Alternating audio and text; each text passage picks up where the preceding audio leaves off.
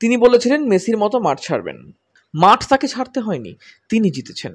উত্তর কলকাতার মানুষ দুহাত ভরে আশীর্বাদ করেছেন সুদীপ বন্দ্যোপাধ্যায়কে। জিতে গেছেন সংসদে, যা এক কথায় রেকর্ড। টানা জিতে সংসদীয় রাজনীতিতে রয়েছেন সুদীপ বন্দ্যোপাধ্যায়ের মতো এমন রাজনীতিবিদ খুঁজে পাওয়া দুষ্কর। তাপস রায় তার বিরুদ্ধে লড়াইটা কঠিন করে দিয়েছিলেন, কিন্তু জয় সহজ করে দিয়েছে ৩৩ নম্বর ওয়ার্ড। জিতে আসার পর এবার সংবর্ধনা জানানোর পালা। বুধবার উত্তর কলকাতার বিজয়ী সাংসদ সুদীপ বন্দ্যোপাধ্যায়কে সংবর্ধনা জানানো হলো ৩৩ নম্বর ওয়ার্ডের পক্ষ থেকে। আয়োজনে সকলের কাছের মানুষ, কাজের মানুষ, পবিত্র বিশ্বাস ও পুরমাতা চিনো বিশ্বাস। পাশাপাশি এদিন শহীদ স্মরণে অমর ২১শে জুলাই উপলক্ষে আয়োজন করা হয় এক আলোচনা সভার। এদিন এই ওয়ার্ডের প্রত্যেক কর্মী উপস্থিত ছিলেন।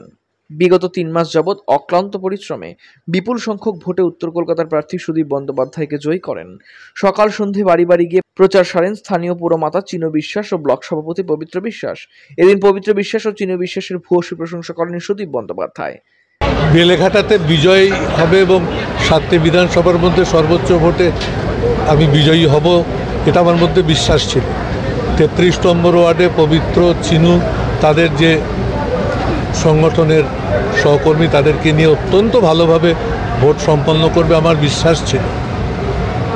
কিন্তু আজকের এই ভোটে জেতার পরেও এত কর্মীকে একসঙ্গে করে তাদেরকে দিয়ে একটা বিজয়ী সুদীপ বন্দ্যোপাধ্যায়কে একটা সম্বর্ধনা দেওয়া, এত কর্মীদের মধ্যে খাওয়া দাওয়া আনন্দের মতন পরিবেশ সৃষ্টি করা, এটা থেকে যথার্থ কে সংগঠক তার একটা প্রমাণ মেলে আজকে। সে কারণে আমি খুব খুশি। আমি দিল্লি থেকে পার্লামেন্ট করে কলকাতায় এখনও প্রবেশ করিনি, কিন্তু এয়ারপোর্ট থেকে এখানে পৌঁছেছি।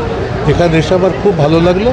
এই ধরনের কর্মসূচি যত বেশি করে আমাদের কর্মীদের সঙ্গে থেকে সংগঠকরা করতে পারবে, কাউন্সিলররা করতে পারবেন, ওয়ার্ডের সভাপতিরা, বিধায়করা করতে পারবেন, তাহলে আমাদের সংগঠন এখানে অপ্রতিরোধ্য হয়ে থাকবে।